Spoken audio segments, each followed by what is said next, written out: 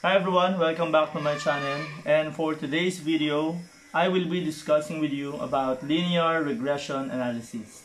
So when we say regression analysis, it is a simple statistical tool used to model the dependence of a variable on one or more explanatory variables. The functional relationship may then be formally stated as equation. So binanggit natin yung equation, meron tayong equation na ginagamit para sa linear regression analysis. So ngayon, simpleng example lang yung gagamitin natin dito. We just have to find out the equation ng regression analysis natin. And the equation that we must find is the equation of y equals a plus bx.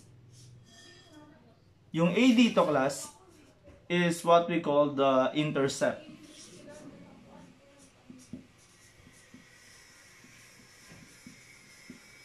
Yung b dyan is our slope. So yun yung dapat natin makuha.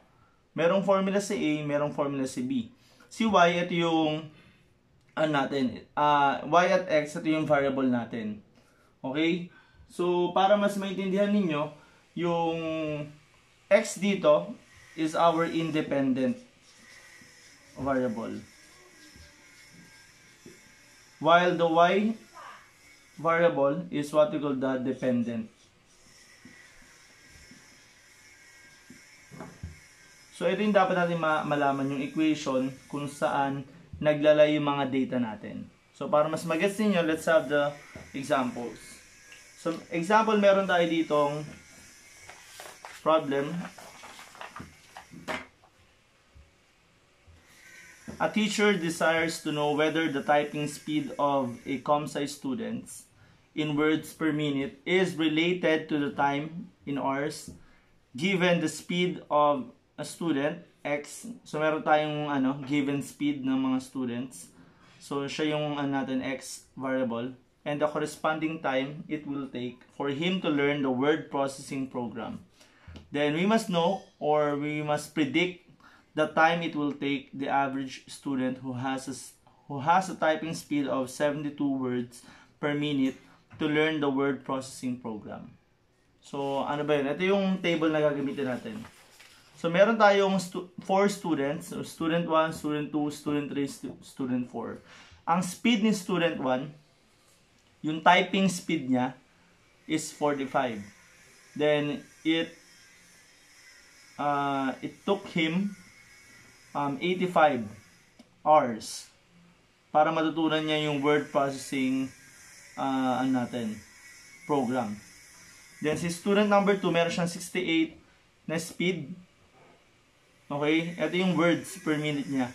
68 words per minute. So, natutunan niya yung word processing program ng 67 hours. So, 69, ito naman 56. Ang tinatanong dito, kung merong speed na 72 words, ano naman daw yung time it will take for the average student. So, ang hinahanap dito ay yung y. Meron tayong speed na 72. Then, ano yung magiging time niya? So, para malaman natin yan, kailangan natin gamitin yung equation na to. Y equals a plus bx. Okay, meron tayong given x, wala tayong y. So, para malaman natin yung a at b, gagamit tayo ng formula ulit. So, we have two formulas for a and b. So, the formula for a muna, ito yung hanapin natin, yung a muna. So, para mahanap natin yan, kailangan natin ng mga to, yung mga components ng formula natin. Summation ng y, summation ng x squared, minus summation ng x times the summation of xy, all over n, kung ilan yung students, times the summation of x squared minus summation of x quantity squared. So, ang una natin gagawin is this. Kailangan i-rewrite natin yung table natin. Okay? So, i-rewrite muna natin yung table. So, ang gagawin nyo, yung mga data na yan, kailangan nating isulat vertically.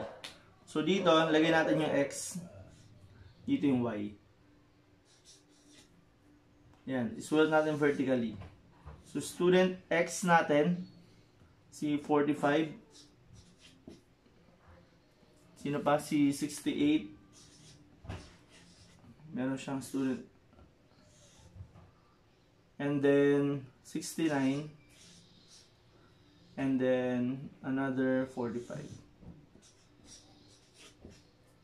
Okay? So, si y naman, lagay lang natin mga corresponding value. 85, 68, 67, 69, 56, and then 45, 78. So, ito yung mga pagbabasihan natin. Then, ang sunod natin gagawin is to get another column. Papangalan natin yung column natin ng x squared. Kailangan natin sa formula. And then, yung isa pa ay kailangan naman natin yung product of x and y. Yung xy naman. So, dito, x squared, kailangan na natin i-raise to 2 yung mga x values natin. So, 45, lagay lang sa calculator, is 2,025. Next is 68 is 4,624. Next, 69, 4,761. And then, sa 45, so pares lang siya nito dapat, 2,025. Now, xy naman, ipag-multiply natin si x saka si y. So, 45 times 85, that is 3,825. Next, ito naman 68 times 67, 4,556. Next, 69 times 56, 3,864. Next is 45 times 78, 3,510. So, we already have the two additional columns, si x squared at xy. Pagka regression analysis, yan na naman kailangan mo idagdag. Hindi mo na kailangan ng y squared and any other columns. So, ito lang, x squared at si xy. Then, after that, we need to find out the sum of every column. So, ano yung sum nito? Sum ng y, sum ng x squared, sum ng xy. So, i-add lang natin ng paganto. So, i-add ko lang. So, dito, sulat natin summation ng ito muna, summation ng x. Okay, next, summation ng y. Next, summation ng x squared. Yan, summation ng x squared. And then, summation ng xy. So, i-add lang natin. Add ko muna to, summation ng x. We have 45 plus 68 plus 69 plus 45. That is 227.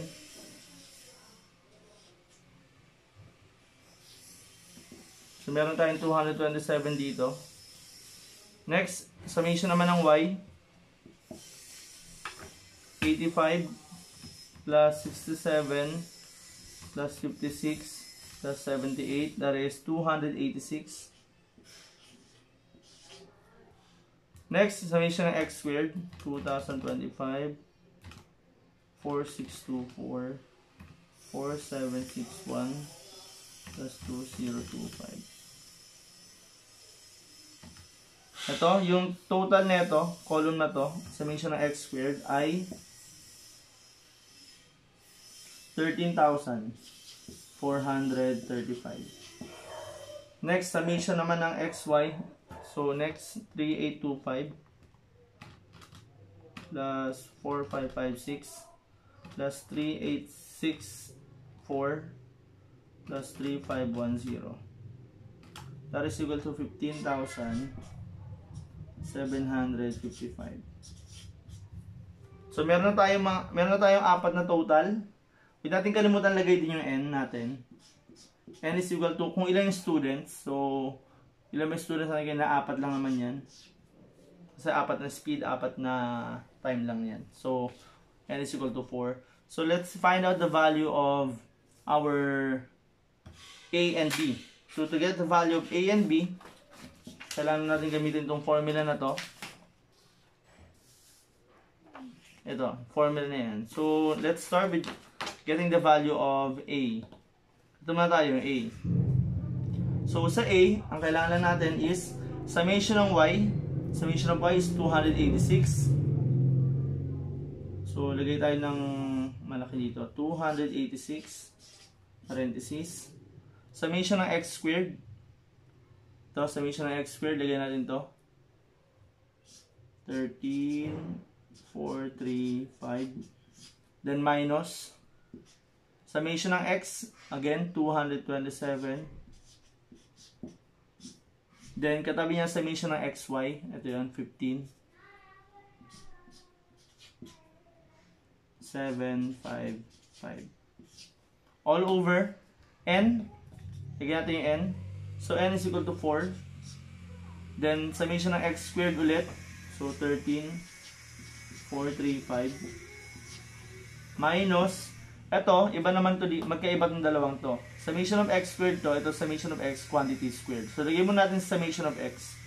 Summation of X is 227. Hindi ito. Itong gamitin nyo, 227. So, summation ng X ay 227. Then, lagyan nyo ng square sa labas. Then, i-calculate lang natin. Ito muna, minus yung product na ito. So, pwede ko na yan ilagay dito. 286 times 13, 435. Minus ko na. Ito, minus to. 227 times 15, 755. That is equal to, yung taas pa lang to 266,025. Next naman yung baba natin. Multiply natin to minus yung squared ng 227. So 4 times 13,435. 13,435. Yan. Minus squared neto.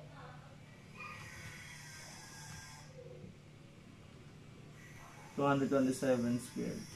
That is equal to 2,211. So, divide ko lang itong dalawa. Para makuha yung A natin, di-divide lang natin. 266,025 divided by 2,211. That is equal to 120.32.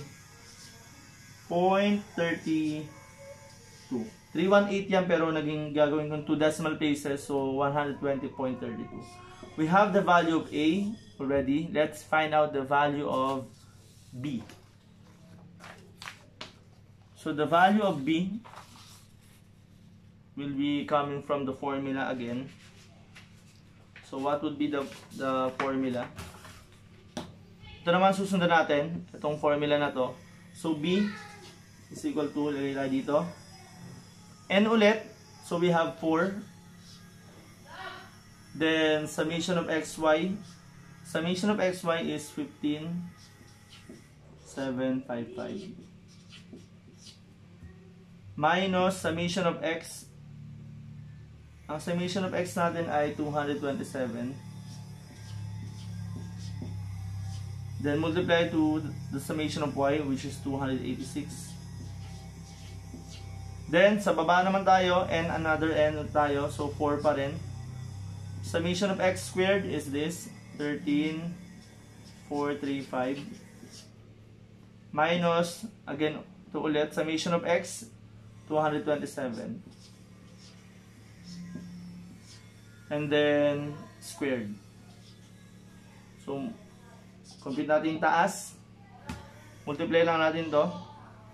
4 times 15,755. Minus ito. 227 times 286. That is equal to negative.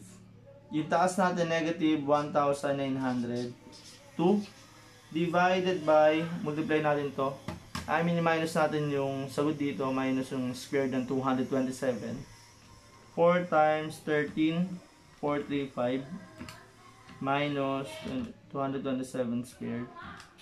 That is equal to 2,000, ganun pa rin naman yung kanina, 211. Okay, so divide lang natin yung dalawa. B is equal to negative 1,902 divided by 2,211. That is equal to negative 0.86. Now, we already have the two values for B and A. So, ang B natin ay ito. Yung A natin, lagay ko na lang dito. 120.32. After getting the two values for A and B, ang sunod natin gagawin ay ilalagay natin siya sa equation. Di ba ang equation natin may format tayo na y equals A plus BX. So, yung y, copy lang natin, equals yung A, palitan natin ng 120.32. Then, plus, lagay natin yung slope. B is the slope. Negative 0.86. Nalagay natin yung x. Kapag negative yung b nyo, pwede nyo nang gawing minus na lang to. So, your final answer for the linear regression analysis equation, 120.32. Then ito, positive, negative, magiging negative na lang. Minus 0.86x. So, ito yung magiging pinaka-final answer natin. Now, pwede natin masagot yung tanong kanina. Ito yung tanong. Kung merong speed na 72, how long will it take for the student to learn the word processing program? So, ang nawawala, may given x, nawawala yung y. So, pwede natin gamitin tong nakuha natin equation para mahanap natin yung nawawalang y. So, ang gagawin lang natin, let x be equal to 72. What must be the value of y o yung time? So, yung y, kopya lang, equals, copy natin yung 120.32 minus 0.86. Then, yung x, papalitan nyo ng 72 kasi may given na 72. Then, ilagay mo lang yan sa calculator. 120.32 minus, eto, 0.86 times 72. That is equal to 58.4. Since time yan, lagay mo ng unit na hours. So, kapag merong speed yung estudyante na 72,